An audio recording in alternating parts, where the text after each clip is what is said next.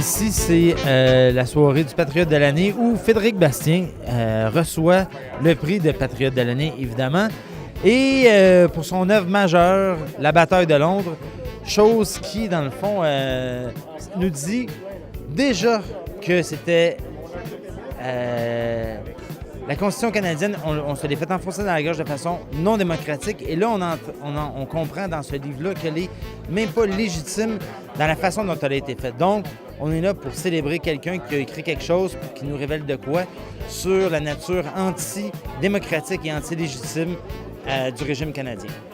Frédéric a écrit un super de bon livre. Il faut vraiment être reconnaissant parce que c'est un livre vraiment qui nous montre encore que déjà on savait que 82 c'était une fraude totale, mais là on le sait encore que c'était pire que ce qu'on pensait déjà. Donc bravo à Frédéric, il mérite son prix. Puis on a hâte de lui donner. Bravo Frédéric!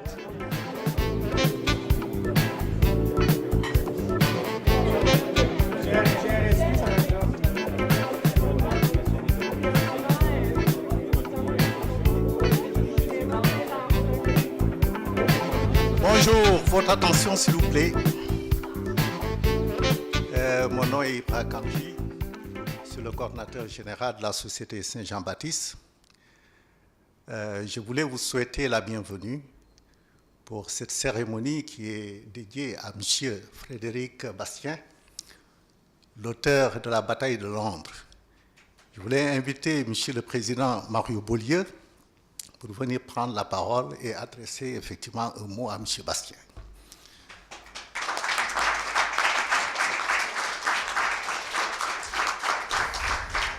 Alors, merci, bienvenue. Le prix du Patriote de l'année est décerné par la Société Saint-Jean-Baptiste de Montréal à une personnalité québécoise d'aujourd'hui qui poursuit le combat des patriotes de 1830 pour la démocratie, pour la liberté et pour la reconnaissance de notre identité nationale. Alors, vous savez, la première personnalité qui s'est mérité le prix a été le pionnier indépendantiste Marcel Chaput. Par la suite, entre autres, André Ferretti, Raymond Lévesque, Jacques Parizeau, Jacques Proulx, Carmen Sabag-Olmedo, Jean-Claude Germain, Paul Piché, Monique Vézina, Gérald Larose, Yves Michaud, Fernand Daou, Marcel Tessier, René Blanchet et Georges Aubin, Locke Merville, Louise Lorrain, Pierre Falardeau, Bernard Landry, Loco Locas, Robert Laplante, Gilles Laporte, Hélène Pedneau et Denis Trudel. Je tiens à souligner aussi la présence de nos anciens patriotes de l'année, dont Gilles Laporte, Claudette Carbonneau, et il me semble que j'en ai aperçu un autre, Robert Laplante. Alors, on les remercie d'être ici. On peut les applaudir. Bon.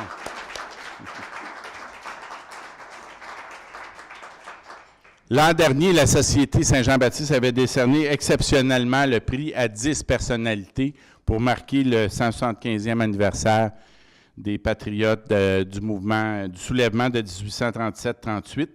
Le prix avait été accordé à Louise Baudouin, Claudette Carbonneau, Dominique Champagne, Brigitte Hinkins, Louis-José Houd, Gilles Julien, Maria Mourani, Fred Pellerin, Jasmin Roy et Julie Snyder.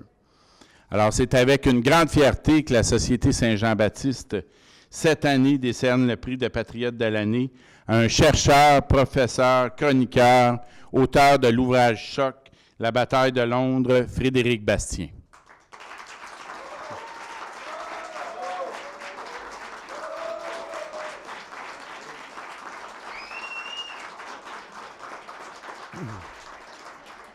Alors, pour en parler plus amplement, j'inviterai un de ses collègues et je pense ami de longue date, l'historien Éric Bédard.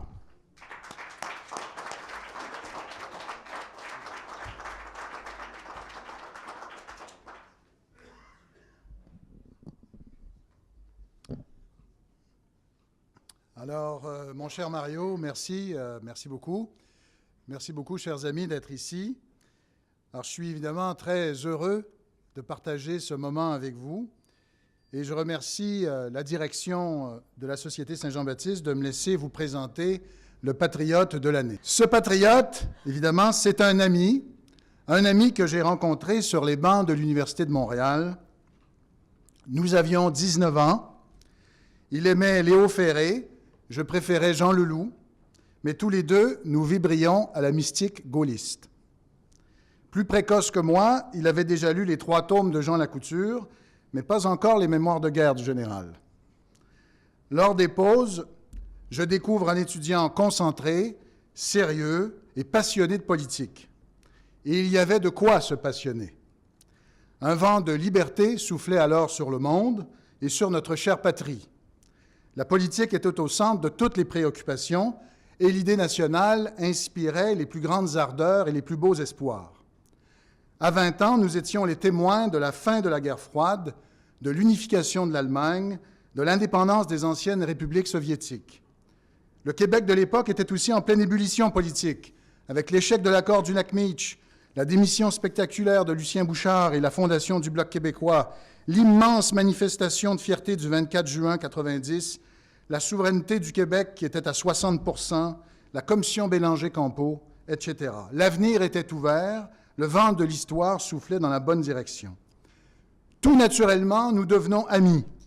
Nous discutons de politique, visionnons des documentaires, partageons nos analyses et apprécions la beauté des femmes qui passent dans nos jeunes vies. Frédéric était sans contredit le plus brillant d'entre nous. J'en étais absolument convaincu, les autres étudiants en étaient convaincus, et lui aussi en était pas mal convaincu. Frédéric Bastien accumule les A et se retrouve rapidement sur la liste du doyen. Il aurait terminé premier de sa promotion s'il avait décidé de poursuivre ses études en histoire, mais il a eu la bonne idée, après 2 ans parmi nous, de faire une mineure en sciences politiques, et grâce à cette décision, c'est moi qui ai terminé le premier. Merci Frédéric. Après son premier cycle, il complète une maîtrise à l'ENAP et suit les cours de Jean-Luc Miguet. Commencent de longues et épuisantes discussions sur le véritable rôle de l'État. Au lendemain du déchirant référendum de 1995, il s'envole pour la Suisse, où il complétera un doctorat au prestigieux Institut universitaire des hautes études internationales de Genève. Son directeur de thèse est le grand Philippe Burin. Son sujet, les relations France-Québec. En 1999, il publie chez Boréal son premier livre important, Relations particulières, la France face au Québec après De Gaulle. Cet ouvrage contient déjà les 3 grandes caractéristiques de la bataille de Londres. Première caractéristique, sa recherche contient des révélations nouvelles, car Frédéric a eu accès à des archives inédites. Nous comprenons mieux le rôle qu'a pu jouer le Québec au sein de la famille gaulliste et dans la politique intérieure française. Nous découvrons également ce que la France aurait fait advenant un oui en 1995. Un livre fouillé, documenté, qui retiendra l'attention. Ce sont les archives qui sont la matière première de ce livre, non pas des théories fumeuses discutées par quelques universitaires qui discutent entre eux. Deuxième caractéristique, son livre propose aussi un récit, presque une intrigue. Il y a dans ce livre un véritable travail d'écriture. Pas de jargon, donc, ni de concept abscons. Un livre destiné à l'honnête homme ou à l'honnête femme cultivé qui souhaite comprendre tout un pan de l'histoire de son peuple. D'ailleurs, si vous le permettez, je vais vous lire le premier ou les 2 ou 3 premiers paragraphes du livre. Vous allez voir le ton, vous allez voir l'écriture, pour ceux qui n'ont pas encore lu du Frédéric Bastien. Novembre 1977, c'est le premier paragraphe du livre. Dans la grisaille automnale de Paris, René Lévesque dépose une couronne de fleurs sur la tombe du soldat inconnu. Autour de lui, les noms des avenues de l'Étoile résonnent comme l'écho des batailles qui ont ponctué l'histoire de France. Wagram, Hoche, Friedland, Grande Armée, Foch. Devant le Premier ministre, l'arc de triomphe qui se dresse rappelle les splendeurs et les misères du destin de la nation française. Victoire et défaite de la Révolution et de l'Empire, avènement de la République, retour de l'Alsace et de la Lorraine à la France, appel du 18 juin.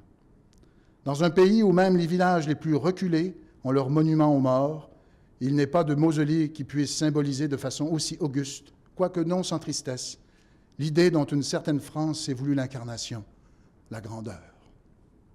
C'est sur cette toile de fond que le vieux pays accueille le premier premier ministre indépendantiste de l'histoire du Québec. La mise en scène est grandiose et de surcroît, la pièce a tout pour plaire. Et là, je termine. René Lévesque y tient le rôle principal. L'homme est petit, il a le front dégarni, la tempe grisonnante, mais de son regard bleu et vif jaillit une étincelle qui séduit presque à tout coup ses interlocuteurs. Son air bonhomme et sa simplicité donnent à son plaidoyer en faveur du Québec un ton de vérité qui va droit au cœur. Vous voyez le style, hein? C'est beau, hein? Alors, c'est ça Frédéric Bastien. Donc, vous voyez,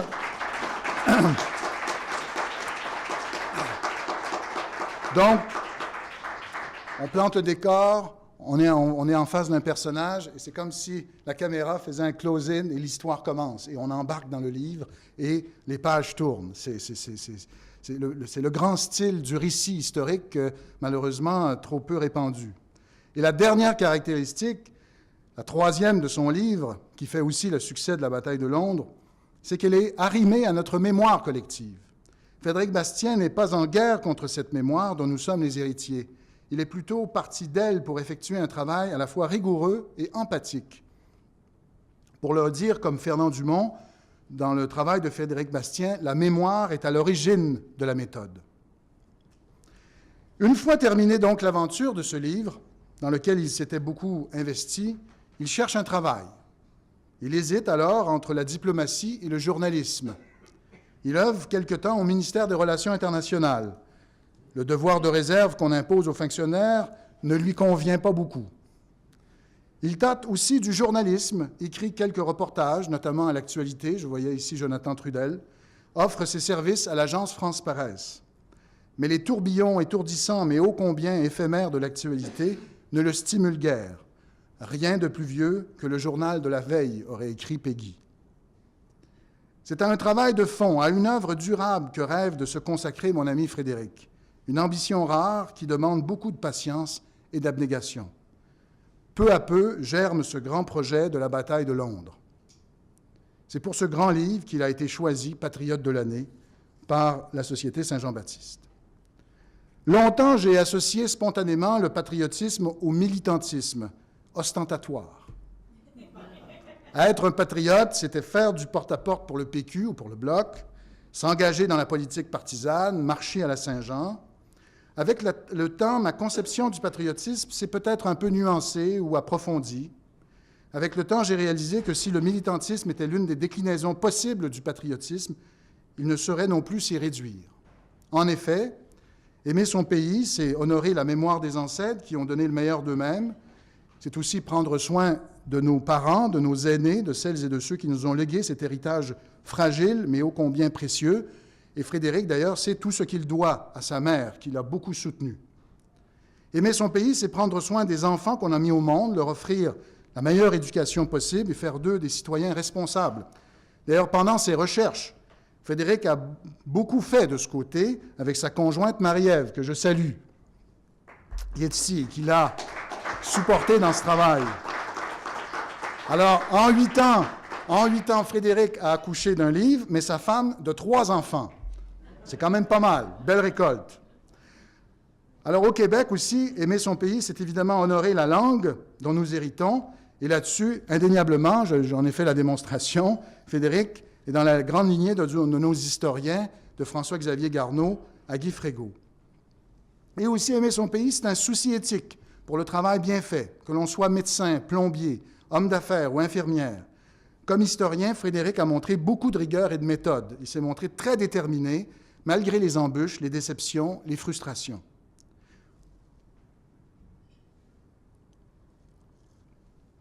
C'est qu'il en a fallu de la détermination à Frédéric Bastien pour mener à terme ce grand projet.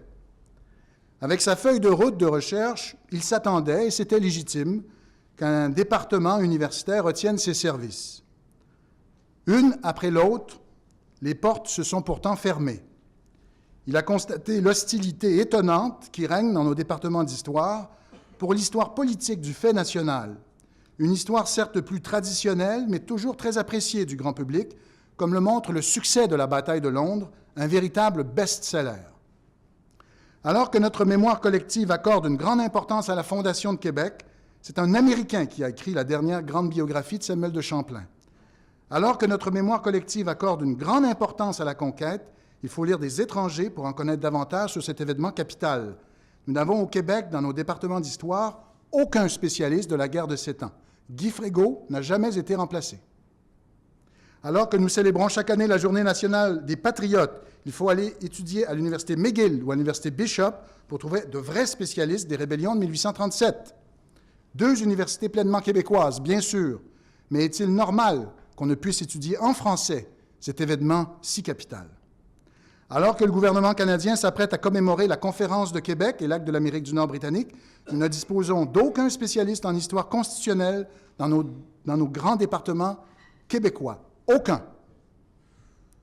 Je ne suis pas contre l'histoire sociale et culturelle, je ne suis pas non plus contre l'histoire des femmes, mais je constate que les adeptes de cette histoire, qui lors de leur rare prise de parole publique, se réclament de l'idéologie diversitaire, ne la pratiquent pas beaucoup dans leur discipline. Lors du dernier congrès de l'Institut de l'Amérique française, le livre de Frédéric brillait par son absence. C'était surréaliste. La communauté des historiens aurait dû rendre hommage à l'un des leurs. Pensez-y, un livre d'histoire, grâce à des découvertes nouvelles, avait défrayé les manchettes pendant plusieurs semaines, ébranlé la crédibilité de la plus haute cour canadienne, provoqué l'adoption d'une motion unanime à l'Assemblée nationale, suscité des débats, des réactions, des discussions sur la refondation du Canada, le gouvernement des juges, le multiculturalisme. Mais non, rien, silence. Hélas, Frédéric n'a pas eu plus de succès auprès des organismes subventionnaires. Il avait besoin de fonds pour aller à Londres, dans les archives. Toutes ses demandes au CRSH, le Conseil canadien de recherche en sciences humaines, il n'était même pas éligible parce qu'il est professeur de cégep, il n'était pas éligible au FQRSC, l'organisme québécois. Donc, toutes ces demandes ont été refusées. Le problème, lui répétait-on, c'était son cadre théorique. Mais nous le savons, nous, que le problème des historiens, c'est justement d'être trop dans la théorie et pas assez dans les archives. Demandez-les d'ailleurs aux archivistes, ils vous diront qu'ils voient de moins en moins d'historiens. Alors, cela dit, malgré ces rebuffades, ces humiliations, ces frustrations, malgré ces noms répétés, Frédéric Bastien n'a pas lâché. Contre vents et marées, il a poursuivi ses recherches et sa cueillette de documents. Il a interrogé les acteurs, confronté les témoignages, noirci des pages et des pages. Le résultat, un livre qui fait date dans notre historiographie et qui met en cause l'ADN d'un Canada refondé sans le Québec. Aux sources de cet engagement d'historiens, de chercheurs, d'intellectuels, il y avait, oui, une sorte de devoir patriotique. Alors, mesdames et messieurs, je vous le présente, Frédéric Bastien.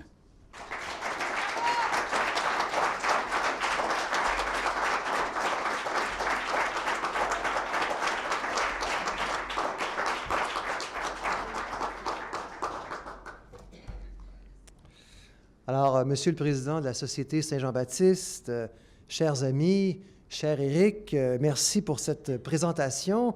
Il n'y a rien de meilleur pour l'ego que d'entendre quelqu'un dire tout haut toutes les bonnes choses que l'on pense tout bas de soi-même. Alors, c'est extrêmement valorisant et je t'en remercie beaucoup.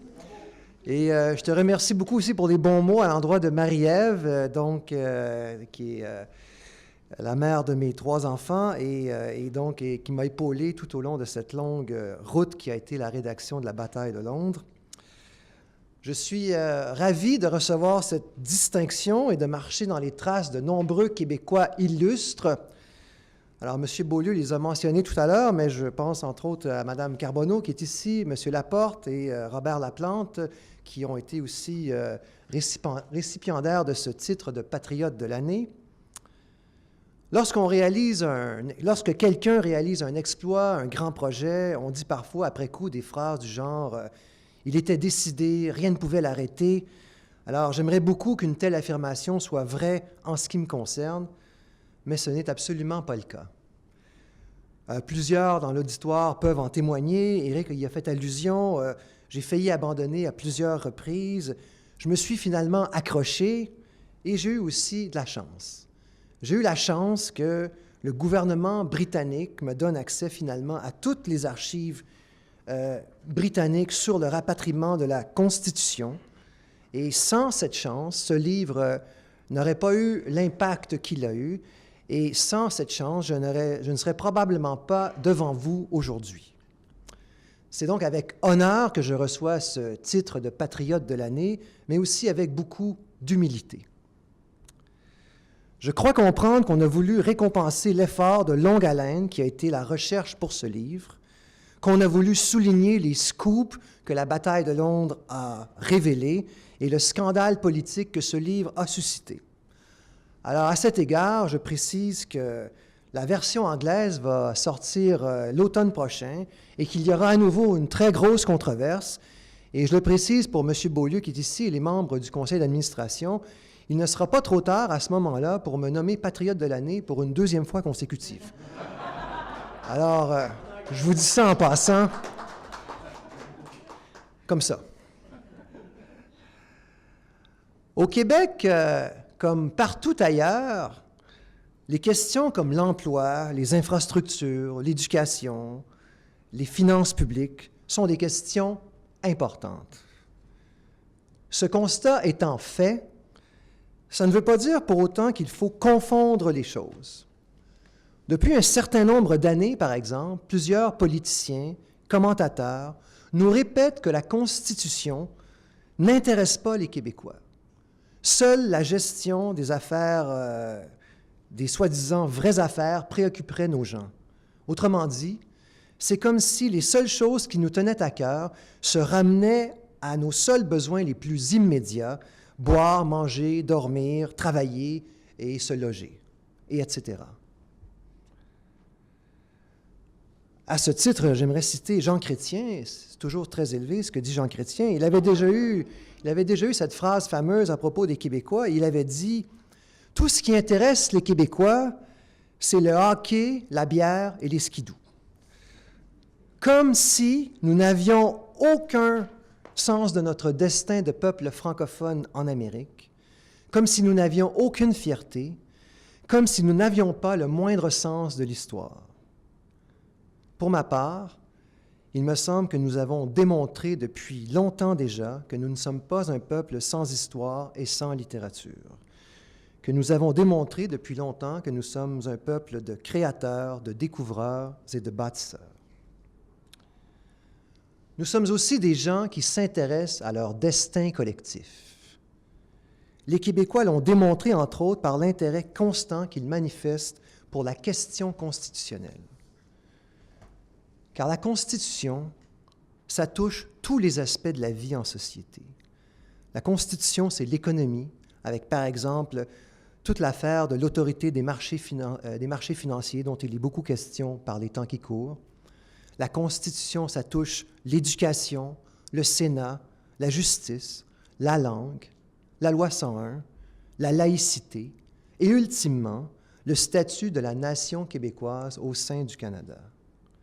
En somme, c'est un enjeu qui est au cœur de notre identité. Les Québécois ont démontré que la Constitution les intéressait lors de la parution de mon livre. Ils ont été très nombreux, et je les en remercie, à acheter La bataille de Londres, qui est devenue un best-seller presque immédiatement. Les Québécois se sont indignés des manœuvres de Pierre Trudeau et de la Cour suprême que j'ai dévoilées dans mon livre. Ils ont été outrés d'apprendre que le rapatriement de la Constitution a en fait été ni plus ni moins qu'un coup d'État, pour reprendre les mots bien fameux de René Lévesque. Les Québécois ont aussi démontré que la Constitution les intéressait lorsque, par l'intermédiaire de leur Assemblée nationale, ils ont demandé unanimement au gouvernement fédéral qu'il rende accessibles toutes les archives qu'il possède sur cette question. Malheureusement, et malgré la gravité des révélations qui sont faites dans mon livre, Ottawa nous a servi le même genre de discours qu'on nous tient depuis des années pour nous endormir et pour nous faire oublier l'isolement du Québec en 1982. Les fédéraux nous ont d'abord répondu que la priorité, c'était l'économie. Formidable. Tout ce qui était demandé, c'est de rendre accessibles les documents. C'est une décision qui n'a absolument aucun rapport avec l'économie, aucune incidence sur l'économie, zéro, niet. Alors, servir une telle réponse à une requête unanime de l'Assemblée nationale, c'est vraiment une insulte à l'intelligence des Québécois. Et comme si la Cour n'était déjà pas assez pleine, on en a ajouté encore un peu. Le gouvernement fédéral nous a également dit que le rapatriement de la Constitution, c'est des vieilles chicanes. Alors évidemment, la guerre de 1812 avec les Américains, qui a été commémorée l'an dernier à coût de dizaines de millions de dollars, ça, c'est pas une vieille chicane. Mais le rapatriement de 1982, ça, c'est la vieille chicane par excellence. C'est une querelle qui a évidemment aucune incidence sur nos débats actuels et qui, en fait, est l'éléphant dans la pièce qu'il faudrait faire semblant d'ignorer, selon les fédéraux. Alors, de différentes façons, Ottawa continue de nous dire que la Constitution, ça ne fait pas partie des vraies affaires. Mais hier, il n'y a pas si longtemps, quand il s'agissait de nous enfoncer dans la gorge la Charte canadienne des droits et libertés, pour mieux nous imposer le bilinguisme et le multiculturalisme, à ce moment-là, la Constitution, c'était une vraie affaire. Et aujourd'hui, quand Ottawa menace le Québec d'invalider la future Charte de la laïcité en s'appuyant sur les juges fédéraux et sur la Charte des droits, nous, au Québec, on sait très bien que dans pareilles circonstances, la Constitution, ce n'est pas une vieille querelle. On le sait d'autant mieux, on le sait d'autant plus, que depuis l'avènement de la Charte des droits, le Canada anglais n'a jamais cessé de brandir la Constitution pour se targuer d'être moralement supérieur au Québec. Après avoir subi la discrimination économique, la discrimination linguistique, nous subissons maintenant la discrimination morale du Canada anglais. Une discrimination morale, et c'est là un paradoxe formidable, alors même qu'Ottawa, en refusant de rendre les archives accessibles, tente de censurer l'histoire en bloquant donc l'accès aux documents. Eh bien, pour ma part, il me semble que s'il y a quelque chose qui est éminemment immoral, c'est bien cette tentative d'empêcher tout un peuple de connaître son histoire. Voilà ce qui est immoral. C'est un comportement, en fait, qui est digne de l'ancienne Union soviétique. Et je pense que les Québécois, et vous serez certainement d'accord avec moi, n'acceptent pas qu'on leur cache la vérité. Les Québécois n'acceptent pas non plus d'avoir été isolés en 1982. Ils n'ont pas oublié et ils n'oublieront pas ces événements. À cet égard, il ne faut pas penser que le rapatriement a été et demeurera le dernier mot de cette histoire. J'ai la conviction profonde que nous ne sommes pas prisonniers du statu quo, que nous ne sommes pas immobilisés à jamais dans la camisole de force constitutionnelle que Pierre Trudeau nous a fait enfiler de force en 1982. Pourquoi? D'abord, parce que, il faut le rappeler, il ne faut pas l'oublier, M. Trudeau n'a pas tout gagné en 1982. D'abord, ou premièrement, devrais-je dire, il a été obligé d'accepter l'inclusion d'une clause non-obstant dans la Constitution.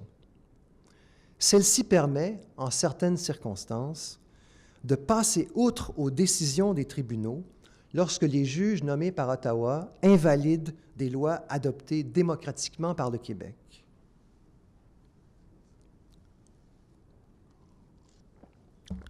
Cette clause, nonobstant, et je pense entre autres au débat sur la laïcité, il faut l'utiliser aussi souvent que possible pour protéger l'identité québécoise contre les tribunaux et contre la Charte. La clause nonobstant, il faut l'utiliser également pour réaffirmer les prérogatives de l'Assemblée nationale et, par extension, celles du peuple québécois tout entier. D'une certaine façon, la rédaction de la bataille de Londres a démontré justement que nous ne sommes pas prisonniers du destin. J'ai rencontré plusieurs difficultés en cours de route Éric les a évoqués tout à l'heure, notamment le refus des organismes fédéraux de m'accorder des subventions, notamment le manque de collaboration du conseil privé, le ministère du Premier ministre, qui, après des années de demandes d'accès à l'information, m'a remis une boîte de documents qui était presque totalement censurés et qui se sont avérés inutilisables. Eh bien, malgré tous les obstacles, en dépit de l'obstruction, malgré la mauvaise foi, des morceaux importants de la vérité, des pans entiers de notre histoire ont été mis à jour. Entre autres choses, les Québécois en savent beaucoup plus aujourd'hui sur le rôle de la Cour suprême lors du rapatriement constitutionnel. Ce qui était secret, ce qui ne devait jamais être révélé, est maintenant connu de tous et a été dévoilé au grand jour. Alors, le fait que cette contribution à l'histoire du Québec soit aujourd'hui soulignée par le titre de Patriote de l'année s'inscrit également, il me semble, dans cette conception volontariste de l'histoire que je viens d'évoquer. Cette distinction, donnée à chaque année à un Québécois méritant, interpelle ce qu'il y a de plus noble en chacun de nous, notre patriotisme. Malgré les vicissitudes de notre histoire de peuple conquis, en dépit des drames qui ont marqué notre nation, nous ne sommes pas prisonniers du destin. Nos décisions et nos actions peuvent changer le cours des choses, peuvent contribuer à remettre le Québec en marche. Dans le cas du titre de Patriote de l'année 2013, ce prix doit inviter chacun de nous à travailler pour qu'un jour nous puissions effacer l'injustice de 1982. La bataille de Londres, ce n'est que le premier jalon en vue du jour où, j'en suis certain, le Québec obtiendra réparation. Merci beaucoup.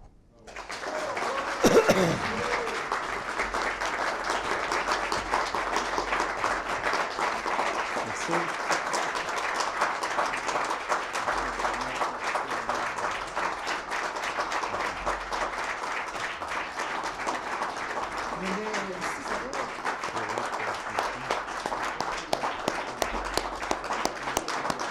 Je voudrais aussi souligner la présence du récipiendaire du prix Oliver Asselin, M. Normand Lester, dans la salle.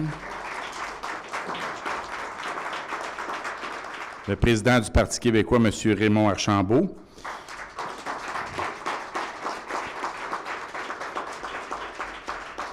Je vais inviter les récipiendaires du prix du Patriote de l'année des dernières années à s'avancer pour la remise de la médaille, la remise officielle. Monsieur Laporte, Monsieur Laplante. On peut inviter aussi Monsieur Lester, qui a été récipiendaire de la médaille. Alors, la médaille Béné-Mérenci des Patriotes souligne les mérites d'un compatriote ayant rendu des services exceptionnels à la patrie. Alors, merci à Frédéric Bastien pour l'ensemble de ses travaux passés et futurs, pour sa détermination, sa rigueur et son attachement à la vérité. Félicitations.